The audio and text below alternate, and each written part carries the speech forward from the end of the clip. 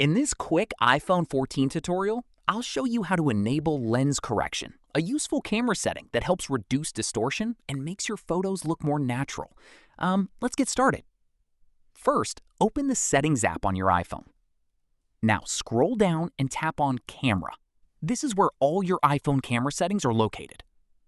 Next, scroll down until you find the lens correction option. Simply toggle it on to automatically fix distortion from the ultra-wide and front camera lenses. If it's turned off, you might notice slightly curved edges or a fisheye effect in your photos. Keeping it on is usually the best choice for clean and natural-looking shots. Once enabled, just open your camera app and start taking photos normally. Your iPhone will handle the correction automatically in the background. And that's it. Now you know how to enable lens correction on iPhone 14 easily.